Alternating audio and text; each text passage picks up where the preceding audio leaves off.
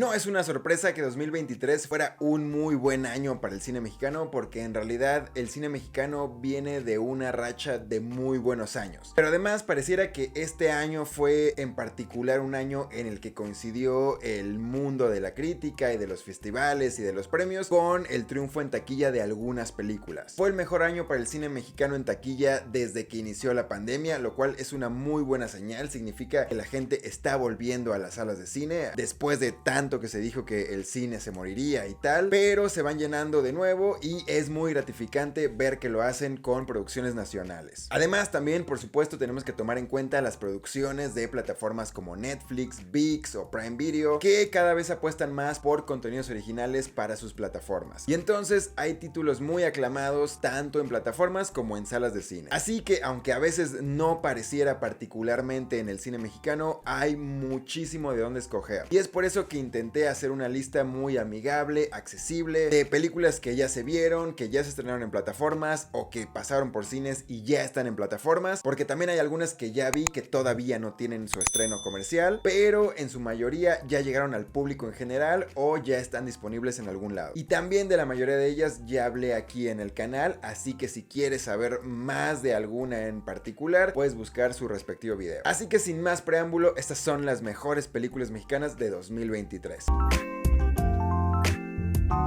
Rabia, de Jorge Michel Grau, con Juan Manuel Bernal y Maximiliano Nájar, que previamente lo vimos en Los Lobos, y Mayra Batalla. Una película que la verdad pasó bastante desapercibida, pero que es una especie de secuela, o mejor dicho, forma parte de una trilogía de este director que inició con Somos lo que hay. En esta ocasión explora la relación padre e hijo después de la muerte de su madre a través de los licántropos, los hombres lobo, con una familia rechazada del lugar en donde viven por ser aparentemente problemáticos, y a partir de ahí se cuenta toda su historia. Una puesta en escena no muy ambiciosa, pero Jorge Michel Grau le saca mucho provecho a la locación que tiene, a los recursos con los que cuenta, y a los actores ni se diga, grandísimas actuaciones. Algunos la encasillan más en el horror por la precuela de Somos lo que hay, o por este precedente, no necesariamente una precuela, pero no es necesariamente un terror de jumpscares. Es más bien esta lectura social dentro del llamado horror elevado, incluso yo creo que entraría más en el thriller, pero bueno, no es la más aclamada ni la más popular, como ya decía, pero a mí me gustó mucho. Me gusta mucho lo que hace este director y probablemente esta no es su mejor película, pero tampoco es para nada destruible. Además tiene una propuesta distinta a lo que estamos acostumbrados a ver normalmente en el cine comercial, así que no hace ningún daño verla y está disponible en Prime Video.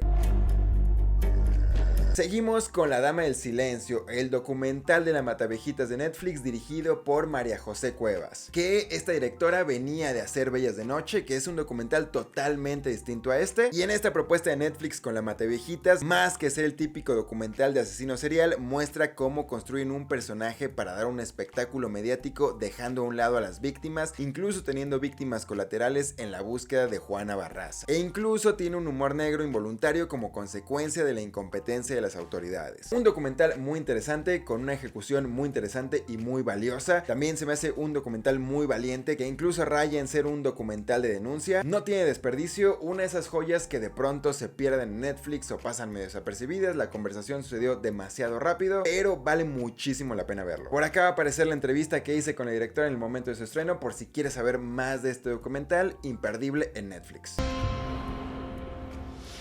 Este año, como decía al inicio, coincidió la crítica con la taquilla, con la audiencia, con el buen recibimiento del público, y llegó a salas de cine el fenómeno llamado Eugenio Derbez con Radical. Que Eugenio Derbez es una de estas figuras que dividen opiniones, que incluso sus películas podrían verse con cierto prejuicio, porque es verdad que se ha hecho una figura tan grande que de pronto pareciera que las películas en las que participa, ya sea como productor o como actor, en realidad se trataran de él. Como con Coda sucedió eso hace un par de años, y Radical pintaba para repetir este tipo de fenómeno. Además de que en el fondo tiene este mensaje de esperanza que tampoco es nuevo o no es raro en sus producciones. Pero tampoco es comedia, es una de esas sorpresas del año que pegan las emociones, que además retrata un caso real de esta escuela o de este maestro y sus alumnos que cambian un poco el sistema educativo en México tan olvidado y tan podrido, y que de una u otra manera también muy por encima es una película de denuncia denuncia o que exhibe estas fallas en el sistema. No es mi película favorita del año, no me pareció tan espectacular, pero fue muy sorpresiva, fue un fenómeno de masas, es la película mexicana más taquillera del año, así que tampoco le voy a quitar el mérito que tiene. Cuando se estrenó, Eugenio Derbez dijo que no iba por la taquilla, sino que había hecho esta película para enviar un mensaje a la audiencia y bueno, logró ambas, así que enhorabuena. Me parece que está en ViX y si no, en algún momento debería estar. Seguimos con una más de Netflix, Ruido, de Natalia Beristain, que se estrenó muy temprano en el año y esto evidentemente ocasiona que sea olvidada hacia el final de año en los recuentos o en las listas, pero que en su momento causó mucho ruido como su título. Habla de las desapariciones en México desde una burbuja de privilegio muy grande y veníamos de ver grandes películas del tema como La Civil o Sin Señas Particulares que fueron muy aclamadas, entonces resultaba inevitable la comparación, pero me parece que es una de esas películas que aborda el tema más amigablemente. Por la naturaleza de la plataforma a la que llega, por supuesto, y que es una película que después se le criticó el llamado feminismo blanco o el feminismo privilegiado desde el lugar del que está contada, pero que es una buena película y no le quita el mérito. Además de que como muchas de estas películas que tocan este tema, tiene su parte documental e incluso hay una parte en la película que me gusta mucho en la que se rompe la cuarta pared con esta fotografía increíble de Ariela Ludlow y parece más un documental que una ficción dentro de lo que está contando. Una película increíble con una gran fotografía, una actuación que ni se diga. No es una película para pasarla bien, es una película dura, pero es bastante destacable.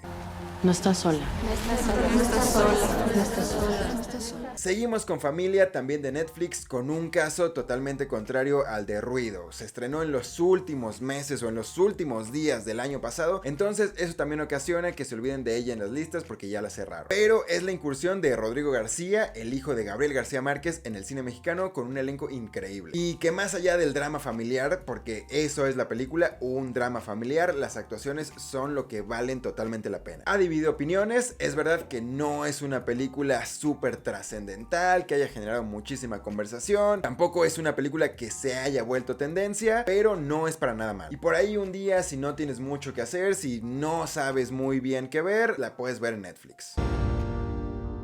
En 10º puesto tenemos Heroico, de David Sonana, un director que venía de hacer Mano de Obra, su ópera prima que fue muy aclamada. Y ahora vuelve con una película mucho más ambiciosa y mucho más cruda, que retrata los horrores que viven los cadetes en el ejército, que más allá de la disciplina se vuelve un tema de abuso de poder, abuso de autoridad, y que estuvo basada en testimonios reales de jóvenes desertores del ejército. Una película que igual en su momento dio mucho de qué hablar, que incomodó, que causó cierta polémica por el tema y por los retratos del ejército, e incluso se volvió una de las películas más taquilleras del año, lo cual es muy positivo, pero que llega un punto en el que se vuelve violencia gratuita y morbo gratuito. Lo dije en su momento, quizá es una película que pueda llamar más a la gente por el morbo que causa que por las proezas que pueda tener como película, que las tiene y no son malas, pero dentro de esta violencia gratuita se pierden esas proezas cinematográficas. Pero aún así, muy buena película, ambientes muy bien construidos y grandísimas actuaciones. Seguramente por ahí veremos más tarde en el Ariel a Santiago Sandoval, el protagonista de esta película, como revelación actoral, y Fernando Cuauhtle ni se diga. Creo que es su actuación más destacable hasta el momento, ya estuvo nominado al Ariel con Nuevo Orden y ahora le veo muchas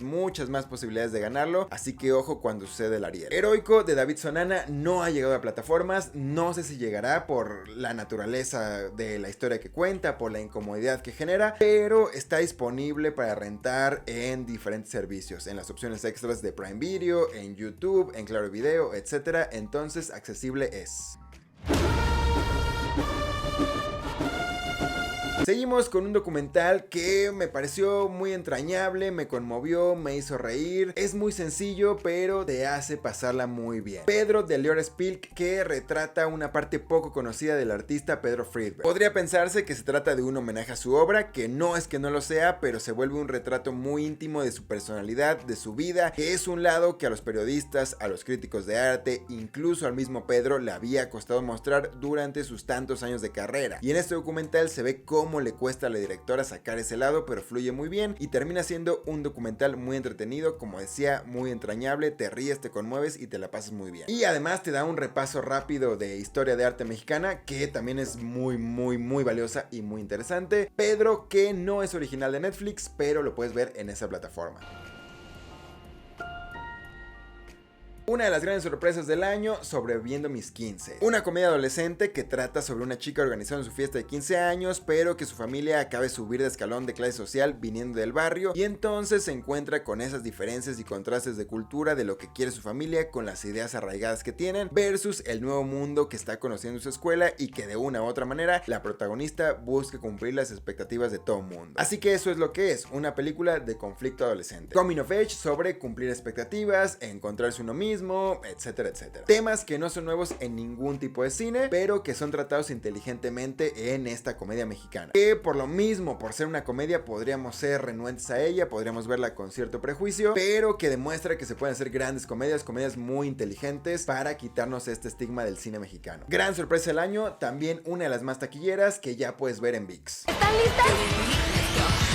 Por supuesto, tenemos que incluir a Temporada de Huracanes de Elisa Miller para Netflix, una de las grandes generadoras de conversación del año. Basada en el libro de Fernanda Melchor, un libro que fue muy aclamado y por lo mismo era una película muy esperada. Pero que también por esa misma razón existe esta comparación con el libro y a mucha gente no le gustó la película, terminó decepcionada. Vi mucha respuesta negativa en redes sociales respecto a esta película, pero debo decir que a mí me gustó mucho. Es una de estas películas que agarra temas sociales duros y no para criticar, sino como motor para contar una historia, una ficción que muestra diversidad social en sus diferentes espectros y que se vuelve una película muy bien lograda en todos los sentidos. La historia funciona, la fotografía es increíble, las actuaciones son top también, ojo al Ariel más tarde. Toda la película creo que tiene posibilidades de competir en el Ariel en sus diferentes categorías. Lo mencioné en su momento, pero creo que de una u otra manera Temporada de Huracanes es la redención de Elisa Miller después de la horrible ¿Qué culpa tiene el karma?, que también hizo para Netflix, pero que ahora con esta película sorprende, es lo que se esperaba y es muchísimo más. Gran película, y que cómo estuvo el año 2023 que una película como Temporada de Huracanes todavía no llega ni siquiera al top 5. Temporada de Huracanes en Netflix por si no lo has visto.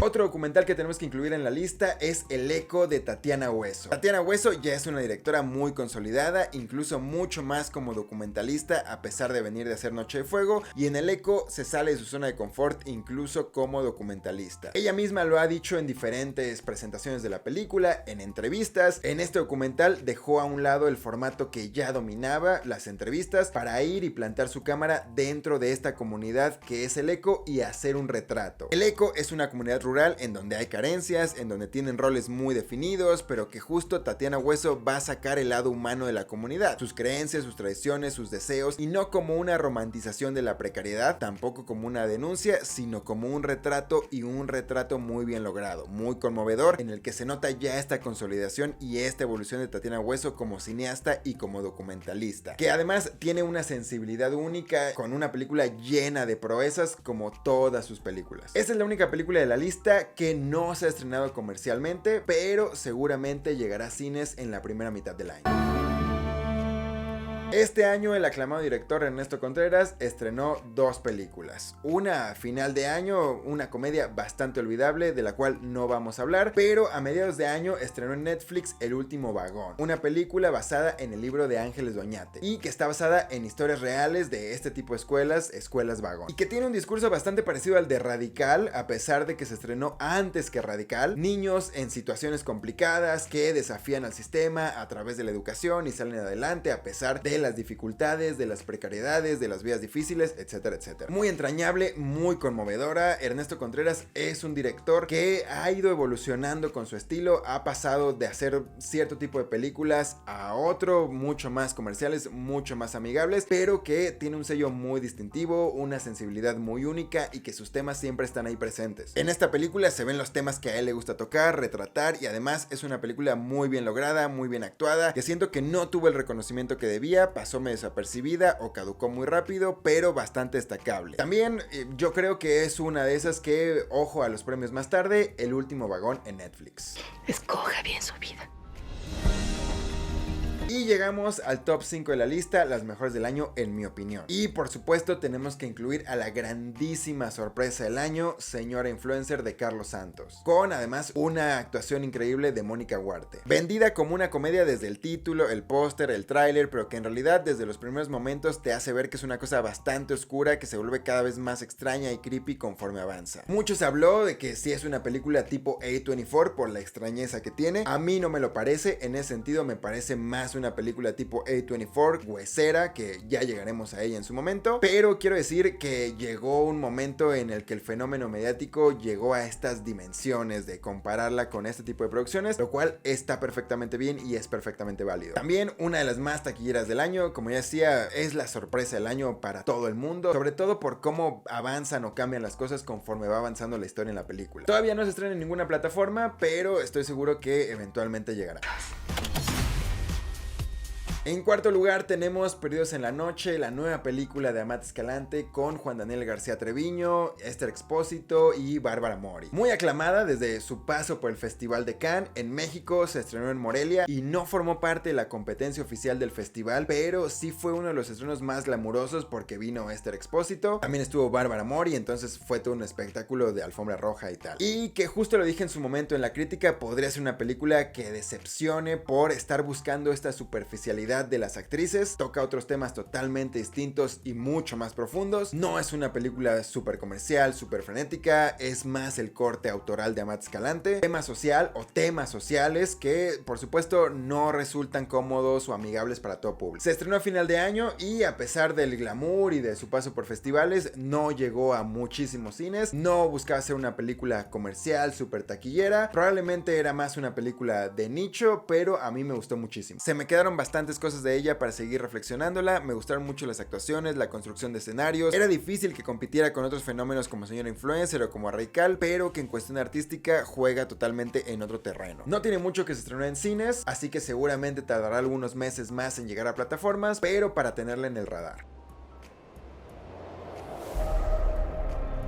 Top 3, no voy a pedirle a nadie que me crea, de Fernando Frías, este director que hace unos años sorprendió con Ya no estoy aquí. Y ahora llega con esta película con un estilo totalmente diferente al de su ópera prima. Mucho más arriesgada, frenética, ambiciosa, con otro ritmo, con otro tipo de actores, pero que a pesar de todo eso no se aleja de su estilo, de sus temáticas, utiliza la comedia negra o incluso la comedia que limita en lo políticamente incorrecto para hablar de relaciones humanas, de violencia, de migración y todo de una manera muy digerible, muy entretenida y con actuaciones de primer nivel. Cuando la vi creí que era mi emoción de verla por primera vez y pensé que era el mejor papel de Darío Yazbek hasta la fecha, pero ya he escuchado otros comentarios que coinciden, así que sigo pensando que es un cast perfecto. Igual que otras producciones, pasó medio desapercibida, al menos más desapercibida que Ya no estoy aquí, y también es una película que dividió opiniones, pero yo estoy del lado de los que les parece una gran película, por algo la pongo en el top 3, y además me parece una gran muestra de lo que es capaz de hacer Fernando Frías. Una de mis películas favoritas y más disfrutables del año, no voy a pedirle a nadie que me crea, está en Netflix. ¿Con quién crees que estás trabajando? En segundo lugar, debo mencionar a Huesera con un gran asterisco, porque es una película que su paso por muestras, festivales, incluso algunas premiaciones, todo esto ocurrió en 2022. Entonces muchos críticos, periodistas, creadores de contenido y demás la añadieron a sus listas de lo mejor del 2022. Pero comercialmente se estrenó en febrero o marzo de 2023, entonces el público en general la pudo ver hasta este año. Y fue hasta este año que causó un gran impacto en el público y toda esta conversación mediática que hubo alrededor de Huesera. Pero le añado ese gran disclaimer y ese gran asterisco por si alguien dice que es una película de 2022 o la añadió en su lista de 2022, no lo discuto. Aquí la ponemos de esta manera por su estreno hasta marzo o febrero. Pero bueno, una grandísima película, todo lo que se puede decir de ella ya se dijo. Como decía hace unas películas, a mí el tipo de película que es me parece que entraría mucho más en la categoría de película de terror de A24. No es el caso, pero si la queremos poner como un ejemplo o como un punto de comparación. Película increíblemente bien hecha, gran reconocimiento a Michelle Garza Cervera, grandes temas, no es un horror convencional, pero se cuenta a través del horror, habla sobre la maternidad, la paternidad, la individualidad, decisiones de vida, una serie de temas muy complejos, muy interesantes que te dejan una gran reflexión y una gran sensación después de verla. No solo top de mis películas mexicanas favoritas del año, también top de mis películas de terror y probablemente top de películas mexicanas favoritas de la vida. Y lo mejor de todo es que está en Prime Video por si no lo has visto.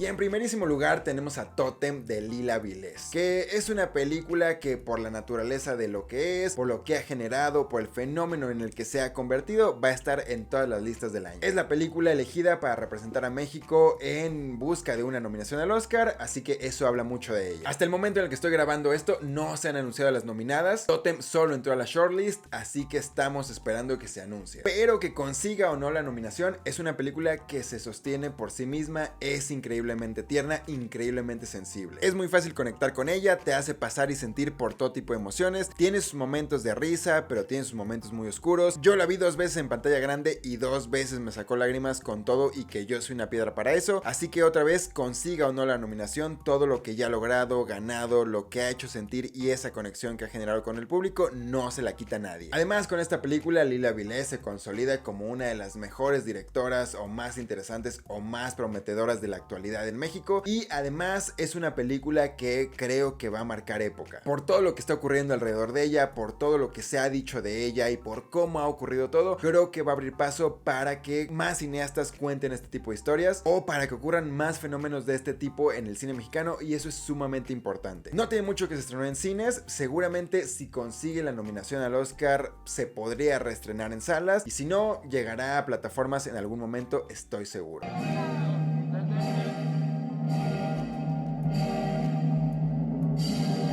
Ese es mi top de películas mexicanas 2023. Como decía, todas ya se estrenaron comercialmente, ya están en plataformas, a excepción de El Eco. Algunas con mejor recepción que otras, algunas más populares que otras, con mejor distribución que otras, etcétera, etcétera. Pero como decía al inicio, un gran año, un año muy importante para el cine mexicano, probablemente histórico, con todo tipo de películas, todo tipo de historias, todo tipo de géneros, para quitarnos este estigma de que en el cine mexicano solo hay cierto tipo de películas o 2 tipos de géneros. Es muestra de que se están haciendo cosas muy valiosas. Sé que a veces es complicado seguirle la pista a todo o saber dónde está todo, cuándo se estrena todo, pero justo estas listas es para tenerlas en el radar y verlas por si nos pasaron en algún momento. Dime si viste alguna, si viste todas, cuál es tu top, cuál sobró, cuál faltó, y nos vemos en el próximo video.